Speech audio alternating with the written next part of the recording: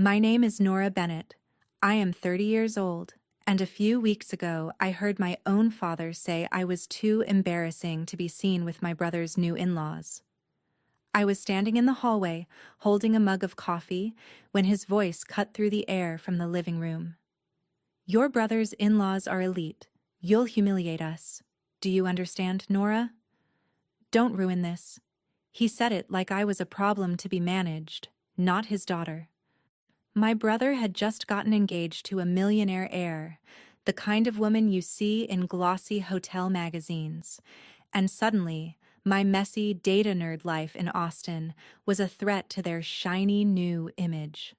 They did not care that I spend my nights rebuilding hotel revenue models and fixing broken booking systems. To them, I was just the awkward girl who asks too many questions at dinner and never knows what fork to use. So while they packed suitcases full of designer outfits for a New Year's Eve engagement party at a luxury resort, I was told to stay home and keep things simple. They didn't want me at the party. They didn't want me anywhere near the people they called elite. And they definitely didn't want anyone knowing I was part of the family. What they did not know was that those same elite in-laws had been working with me for months, under a different name, trusting my numbers to save their business. And on the night they tried to hide me, those in-laws ended up staring at a framed photo, recognizing my face, and screaming my name in front of everyone. Have you ever been treated like the family embarrassment, only to find out you're the one holding all the power? Stay with me, because the way this party flipped from humiliation to payback is something you'll want to hear until the very end. I did not grow up thinking I was embarrassing. As a kid, I just thought I was different. While other kids at our family barbecues ran around the yard, I was the one sitting at the plastic table, counting how many hot dogs people took, and wondering why Uncle Mike always left early. I asked questions that made adults uncomfortable. Why do you invest in that company if their debt is so high? Why do you say we're fine with money if mom works 2 jobs? People laughed, then stopped inviting me into conversations. My parents, Thomas and Karen Bennett, would pull me aside afterward. "Nora, can you please just be normal for once? Smile, talk about school, don't interrogate people." Meanwhile, my older brother Ethan was everything they wanted. He knew exactly when to laugh, when to compliment someone's watch, when to ask about golf. At his high school graduation dinner, I remember standing too close to the waiter, asking about tips and wages, and bumping into a tray of marinara sauce. Red splattered all over a guest's white dress. The whole table went silent. My mother's face turned the color of that sauce. Thomas grabbed my arm so hard it hurt and hissed, "This is exactly what I mean. You don't belong in these settings." After that, I stopped trying to fit in at their kind of party. Instead, I buried myself in numbers. In high school, I taught myself spreadsheets for fun. In college, while other people were posting pictures from frat parties, I was running A/B tests on website layouts for a tiny bed and breakfast that couldn't afford a real agency. I studied business analytics and computer science, discovering that I could take messy data and turn it into clean answers. Hotels and guest houses started coming to me with the same problem. Too many empty rooms, not enough guests. I would sit in my tiny dorm room, staring at charts at 3 a.m, tweaking prices and ad strategies until the graphs finally turned upward. Back home in the suburbs of Austin, though, none of that mattered. When I mentioned landing my first client, my mother smiled politely and said, "So, you're still doing that online thing?" My dad waved it off. "It's just temporary. She'll get a real job eventually." Ethan, on the other hand, went straight into law after college, joined a corporate firm, and instantly became the golden boy again. My parents introduced him to everyone as our future partner at a big firm in Dallas, our pride and joy. When I showed up to family dinners in jeans after a 12-hour day consulting for 3 small hotels at once, my mother whispered, Could you at least pretend you're not working from your bedroom? At some point, something in me snapped. If they were never going to see my value in the room, I would build it quietly outside the room. I registered my own small consulting business, Bennett Analytics, and started saying no when my parents tried to drag me to parties where I knew I would be the punchline. I chose data over dinner tables, dashboards over polite small talk. And while they were busy polishing Ethan's image, I was slowly learning something they had no idea about. In the right hands, numbers can change the fate of an entire company. The question was, what would happen the day my numbers collided with their obsession over status? The first time Harrington and Vale came into my life, it was because someone else was desperate. I was in my apartment one sticky Austin afternoon, half asleep over a spreadsheet, when an email popped up with the subject line, "Urgent. Mid-size resort chain in trouble. Can you help?" A small agency I had freelanced for before was panicking. They had a client whose bookings had crashed after the pandemic, a luxury brand with big marketing budgets and even bigger expectations. They needed someone who could make sense of the mess, fast. That client was Harrington and Vale Resorts, though at that moment it was just a logo and a name in an attachment. A few hours later, my phone rang. "This is Graham Harrington," the voice said, measured but frayed at the edges. "We've been told you can pull numbers out of the fire." I sat up a little straighter. "No camera," he added quickly. "Our connection is awful right now. Let's just keep this on audio." That was fine by me. I liked not being seen. Over the next hour, he laid it all out. Their flagship properties were half empty, competitors were eating their market share, and the last agency had burned through a 7-figure budget with almost nothing to show. "We need someone who actually understands data, not just pretty presentations," he said. "Can you dive into our systems, tell us what's broken, and fix it?" I should have been intimidated, but what I felt was something else entirely: clarity. This was just a very large version of the same puzzle I had been solving for years. I asked for access to their booking system, ad accounts, website analytics. Within days, I was combing through years of numbers, spotting patterns no one on their team had noticed. Their pricing was static in a market that had become insanely dynamic. Their ads were targeting the wrong age groups in the wrong cities. Their website was bleeding potential guests at the checkout step because the mobile form was a nightmare, so I built a plan. We tested dynamic pricing tied to demand curves, shifting rates by tiny percentages based on seasonality and real-time searches. We shut off half their useless ad campaigns and rerouted the budget into high-intent search traffic and targeted social audiences. I mapped out packages for remote workers, staycation families, people who wanted long weekends within driving distance instead of international trips. It was riskier than the safe reports they were used to seeing, and I told them that. Graham paused on the phone, then said, "If your numbers are right, we have nothing left to lose. Do it." For the first round of tests, I even put some of my own consulting fee on the line, structuring part of it as performance-based. If I failed, I would make almost nothing. If it worked, both of us would win. The first month, the graphs moved a little. The second month, they bent hard upward. Booking rates climbed, revenue followed, and even the board stopped breathing down Graham's neck. He called me late one evening, his voice lighter than I had ever heard it. "You have no idea what you've done for us, Nora. Our team is putting together a case study wall at our main resort to celebrate the turnaround. We want your face on it, your name, everything." I laughed and told him I preferred to stay behind the scenes, but I sent over a professional headshot anyway, just in case they insisted. On the internal mock-up they emailed me. My photo sat there in a gold frame with the caption, "Data and Growth Strategist, Nora Bennett." I closed the file before I could think too much about it. To me, it was just one more quiet win no one at home needed to know about.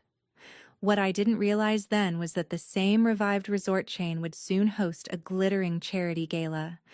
And at that gala, my polished older brother Ethan would meet a woman named Lila Harrington, the millionaire heir my parents would fall in love with long before they ever accepted me. Ethan called me about 3 months after that first big turnaround for Harrington and Vale, his voice bright in a way I recognized from every time he thought he was leveling up. "Hey, you free to grab coffee? I have news. We met at a sleek spot downtown, the kind of place with concrete floors and overpriced cortados." He walked in wearing a tailored suit even though it was a Saturday, that easy smile plastered on his face. I could tell before he said a word that whatever he was about to tell me would make our parents very, very proud. He didn't even let me finish my hello. "I'm engaged," he said, dropping the word between us like a trophy. "To Lila Harrington." The name hit me like a glitch in my brain. Harrington. "As in Harrington and Vale?" I asked carefully. "Yeah," he said, eyes shining. "Her family owns this insane resort empire. They host charity events and political fundraisers like all the time. Dad is freaking out. In a good way." I forced a smile. I had spent months inside that empire's numbers, saving them from collapse. But in Ethan's world, I was always 10 steps behind whatever image he was curating. "That's great," I said. "I'm happy for you." We talked for a while about the proposal, about the ring, about how our parents reacted. Of course they were thrilled. This is the kind of connection they'd always dreamed of, the gilded doorway into the world they admired from magazines and TV. It wasn't until Ethan finished his story that his expression shifted, as if he'd been saving the uncomfortable part for last. "So, there's a New Year's Eve engagement party," he began, tracing the rim of his cup, "at one of Lila's family resorts. It's going to be huge. Her parents are inviting donors, business partners, a couple of politicians. It's a big deal." I nodded, waiting for the part where he asked if I needed help booking flights or choosing a dress. Instead, he cleared his throat. "Look, Nora," he said, and my stomach went cold. "I think it's better if you sit this one out." I stared at him. "Sit it out? It's your engagement party." "It's a very particular crowd," he said slowly. "Lila's parents, their friends. They're used to a certain environment. You know how you get in those situations." "How I get?" I repeated, my voice sharper. He lifted his hands like a shield. "You ask those heavy questions. You make people uncomfortable. You don't really play the game. Dad thinks it might be too stressful for you." "Too stressful for me? Or too embarrassing for you?" I asked. He winced, which told me everything I needed to know. "Ethan, I work with hotels and resorts for a living," I wanted to say. "I know more about the kind of people you're trying to impress than you do." But he just kept talking. "We only get one shot at a first impression with Lila's family. They're elite, Nora. They're used to certain manners, certain optics. Mom and Dad are already nervous. They think it's safer if you don't come." Safer. Like I was some unpredictable storm that might ruin his big night. I laughed, but it came out flat. "So I'm not invited to my own brother's engagement party because I don't fit the optics." He couldn't meet my eyes. "It's not like that," he muttered. "We'll have a smaller family dinner later, just us. You know I love you, right? You know this is just strategy." When I got home, my parents were in the living room, voices low and urgent. I stopped in the hallway, unseen. "Your brother's in-laws are elite," Dad was saying. "We can't risk Nora rambling about money or calling out someone's business model. She'll humiliate us." Karen sighed. "She doesn't mean to, Tom. But this could be Ethan's doorway into something better. We can't let her ruin it." The words landed harder than any physical slap.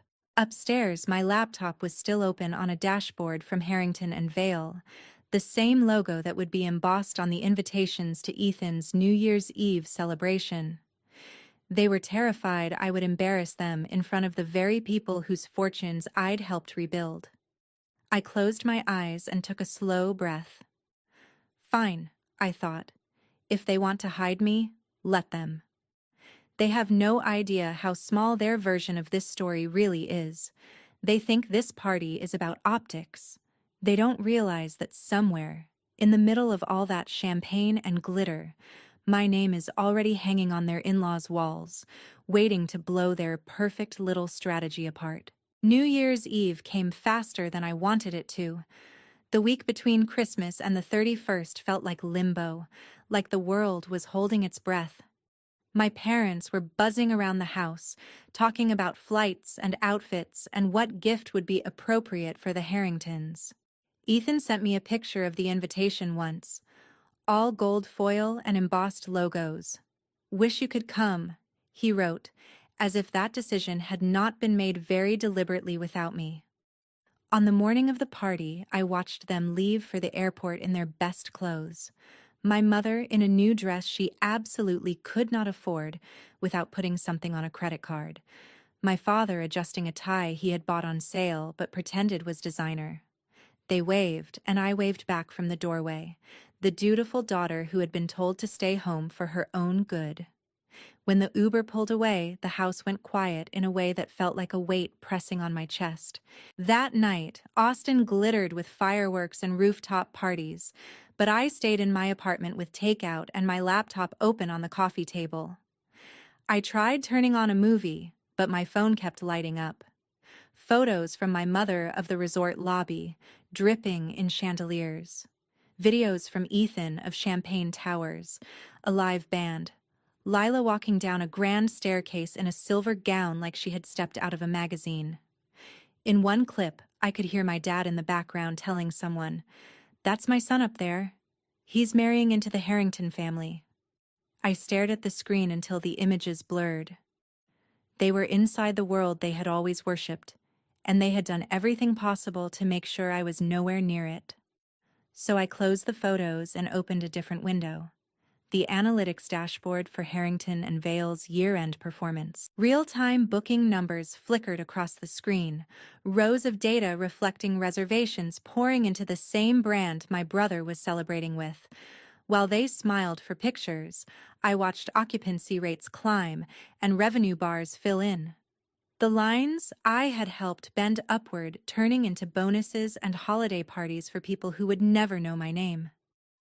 An email notification popped up in the corner of my screen. Subject line, year-end update, and a special request. It was from Graham Harrington. I clicked it open, half expecting a brief thank you and a spreadsheet. Instead, he had written a full paragraph about how transformative the past year had been, how the board had gone from panic to cautious optimism to open excitement. "You didn't just tweak a few ads, Nora," he wrote. "You changed the way we understand our business. We want to honor that properly." There was an attachment at the bottom of the email, labeled Concept Wall of Innovation JPG. When I opened it, my breath caught. It was a mock-up of the entrance to one of their flagship resorts, a long wall lined with framed case studies. Each frame had a photo, a title, a short description of the project. Near the center of the wall was my own headshot, cleaner and more confident than I felt in real life, beneath a plaque that read, "Data and Growth Strategist, Nora Bennett." The description underneath summarized the turnaround I had led. Dynamic pricing overhaul, demand-driven campaigns, recovery from post-pandemic slump. Guests would walk past this wall on their way into conferences and galas, clinking glasses under chandeliers while my face watched from the middle. "We're planning to unveil this at a major partners and family event next season," Graham continued. "We'd love to finally meet you in person, introduce you to some of the people whose jobs you helped save." My fingers hovered over the keyboard. On my phone, another photo came in from my mother. Ethan and Lila cuddled together under a shower of confetti, my parents blurred in the background, eyes shining. I imagined that somewhere, not far from where they were posing, that wall might eventually exist, my framed photo silently contradicting every story they'd told about me being a disappointment. How ironic would it be if the place they were so desperate to shield from my presence ended up being the one place that insisted on putting my face front and center? I replied to Graham with a simple, professional yes, told him I'd be honored to attend when the time came. Then I set my phone face down, leaned back on my couch, and listened to the distant echo of fireworks outside. They thought they had erased me from this night, that they'd finally found a world high enough that I couldn't reach it. But the truth was sitting right there on my laptop screen in a gold frame, my name stitched into the foundation of their shiny new life. They just hadn't realized yet that the person they were so determined to hide was already woven into every corner of their precious elite circle, waiting for the moment the picture on that wall would blow their perfect image apart. The months after that New Year's Eve felt like someone had quietly turned up the brightness on my life, while my family kept acting like I was still sitting in the dark. Harrington and Vale signed a long-term contract, then another, pulling me into meetings about expansion, new properties, even acquisitions. I was suddenly on late-night calls about opening resorts in California and the Caribbean, running simulations on what would happen if they shifted their entire pricing structure for shoulder season. My days blurred into dashboards and strategy decks, the kind of work people in my world dream about. My bank account felt it too. I swapped my old hatchback for a reliable hybrid, finally fixed the leak in my bathroom ceiling, and moved into a one-bedroom apartment that didn't feel like it might collapse during a thunderstorm. I did all of that quietly. No big announcements, no social media humble brags. I knew exactly how my parents would react if I tried to explain performance-based contracts or retention bonuses. They would smile, nod, and ask if I had thought about applying for a real job at a local office. Meanwhile, Ethan's life looked like a highlight reel. My mom sent me constant updates, photos of him and Lila at wine tastings, charity balls, luxury retreats, screenshots of articles mentioning the Harrington name, with captions like, "Your brother was there last night." Can you imagine? Over Sunday dinners, when I did show up, the conversation revolved around wedding plans and guest lists, and how incredible it was that our family would soon belong at events where people wore tuxedos and talked about offshore accounts. Once, over meatloaf, Ethan said, "Graham is bringing in some kind of genius consultant for their new data strategy. Guy's basically a wizard with numbers. If I play this right, I could end up working on some of those deals." I took a slow sip of water to hide my reaction. Mom looked impressed. "See, that's the kind of company you want to be around," she said. "People who know how to make things happen." I wondered what she would say if I told her the so-called wizard had spent that morning arguing with Graham about whether we should cap occupancy during certain holidays to protect long-term brand value, and that wizard was me. But I didn't say anything. Let them talk about proximity to power. I was busy building it. One afternoon in early fall, an email came in from Graham's assistant that made me sit up straighter. "We're finalizing details for the Partners and Family Gala at our Miami flagship," she wrote. "It's both a celebration of this year's turnaround and an engagement gala for Ms. Lila Harrington and Mr. Ethan Bennett. Graham and Celeste are especially excited to honor you that evening. They'd like you front and center when we unveil the Wall of Innovation." Attached was the official invitation, embossed and heavy even through the screen. My name was printed near the top of the guest list, under a section labeled Strategic Partners. My brother's name sat lower under Family of the Groom. For a second, I just stared. I hadn't heard from my parents yet about this event, but I could already imagine the conversation. They'd brag about being invited to an ultra-exclusive New Year's gala at Lila's favorite resort. They'd talk about how limited the guest list was, how only the right people were allowed in. And somewhere between the speeches and the champagne, they'd plan to quietly keep me out of the picture again. The difference this time was simple. The Harringtons were not inviting me as Ethan's awkward sister. They were inviting me as the person who had changed the trajectory of their business. I called Graham to confirm details, keeping my voice steady. He sounded genuinely excited. "We've been telling everyone about you," he said. "I can't wait to see their faces when they realize the person behind those numbers is real." I hung up, leaned back in my chair, and let the irony sink in. My family had spent an entire year trying to manage me out of their perfect narrative, convinced I would embarrass them in front of their elite in-laws.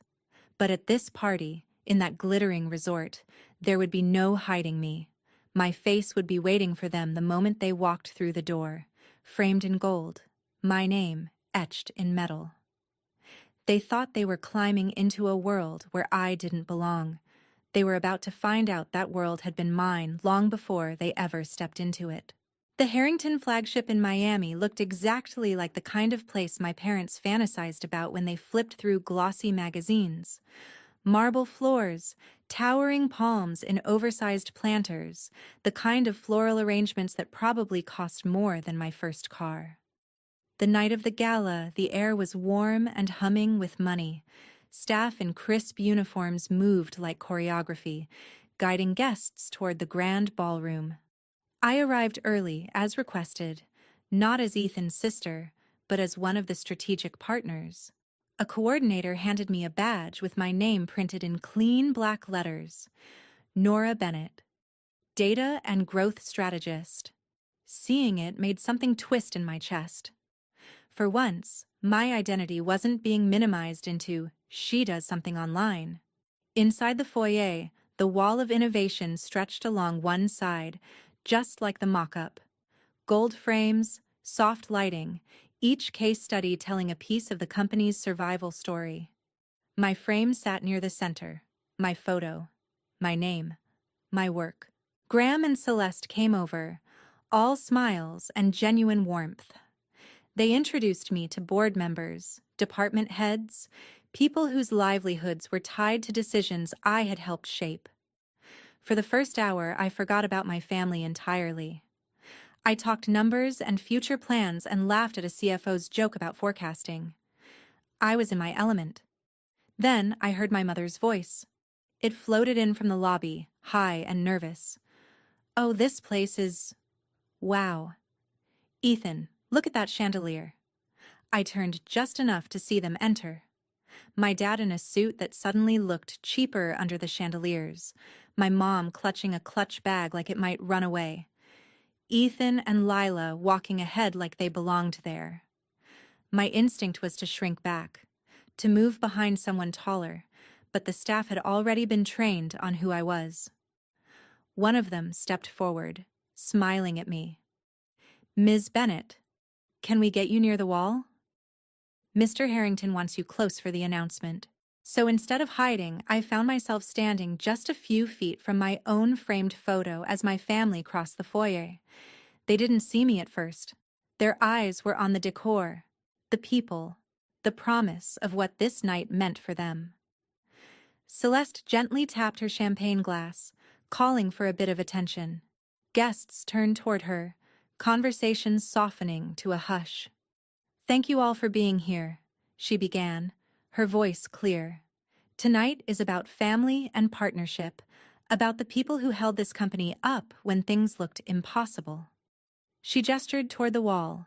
"Over the last year, we built this to remind ourselves that numbers are not just charts. They're people. People who changed everything when we needed it most." She stepped closer to my frame, smiling. "One of those people is someone very dear to us now."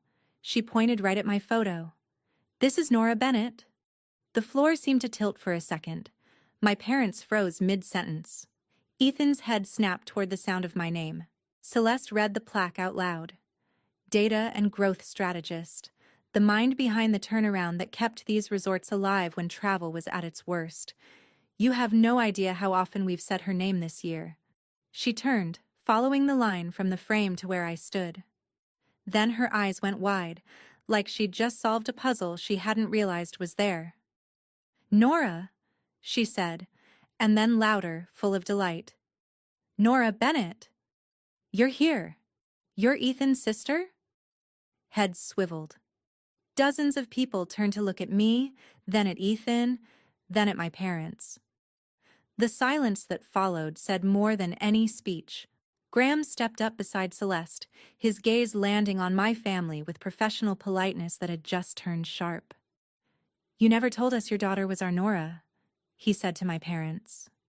Thomas opened his mouth. Shut it. Looked like he wanted to melt into the marble. My mom stammered. We didn't realize you knew her like that. She does some kind of computer work. We didn't think it was, important for tonight." A few nearby guests exchanged looks. Graham's jaw tightened just enough for me to catch it. "Important?" he repeated. "Without her, this party doesn't happen. This building doesn't stay this full. Half the people in this room would be updating their resumes." Celeste laughed lightly, trying to soften the tension, but her words carried weight. "We've been bragging about her for months," she said. "I can't imagine hiding someone like Nora." Ethan's face went pale. He looked at me like I had betrayed him simply by existing. "Nora," he said under his breath when he finally reached me. "You didn't tell me you were working with them." I held his gaze. "You didn't ask," I replied. Later, away from the crowd, my parents cornered me in a quiet hallway. My mom's voice shook. "You made us look like fools," she whispered. "We had no idea." I cut her off gently. That I mattered to them? That my work mattered? Or that your embarrassing daughter became the person propping up your precious in-law's empire? My dad tried to recover his authority. "You could have warned us, Nora. We would have prepared differently." I almost laughed. "Prepared how? By inviting me this time? By pretending you were proud?" Ethan stepped forward, eyes glassy. "Look, maybe we handled things wrong," he said. "But you know how Mom and Dad are. We just wanted everything to go smoothly." "You do," he added quickly. "Right? Want to be part of this family?" That was the moment something inside me settled. I realized I'd spent years twisting myself into knots chasing a version of belonging that always came with conditions. Don't say too much. Don't ask the hard questions. Don't outshine the person they decided was the star. I took a breath. "I will always be your sister," I told Ethan, "and I will always be their daughter. But I'm done begging to sit at a table where the price of admission is pretending I'm less than what I am. I'm not going to shrink anymore so you can appear bigger." My mom's eyes filled with tears. "Nora, we were just afraid," she said quietly. "Afraid you'd embarrass us." I nodded. "And tonight, you found out the only thing embarrassing was how little you believed in me. That's on you, not on me." Back in the ballroom, when Graham introduced me on stage as a key partner, the applause felt different than any approval I had chased growing up. It wasn't polite clapping from relatives who barely listened. It was people who had seen the results and valued them. People who didn't care if I wore the wrong dress or asked weird questions, as long as I showed up with the kind of clarity that kept their lights on.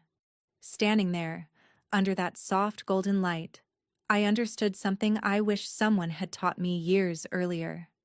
Sometimes, the most powerful revenge isn't dramatic or cruel. It's choosing to stop handing your worth to people who only know how to discount it. It's letting your success speak in rooms where they never thought your voice would be heard, and refusing to dim yourself just so insecure people can feel tall. If your family has ever made you feel like the embarrassing one, the extra one, the one who needs to be hidden so they can look good, I want you to hear this. Their inability to see your value does not erase the value itself. You are allowed to build a life that honors who you are, even if that means creating distance from the people who taught you to doubt it. You're allowed to love them and still say no when their expectations crush you. In the end, my parents had to walk past that framed photo of me every time they moved through the resort that night. my name etched into the wall of the world they worshipped. They were the ones shrinking, avoiding eye contact, rehearsing apologies. I just kept walking, shoulders back, finally understanding that the real glow-up wasn't getting accepted by them. It was learning to accept myself first. And if you've ever been the one they tried to hide, I hope my story reminds you that you're not alone. Tell me in the comments if you've ever had to distance yourself from people who didn't see your worth.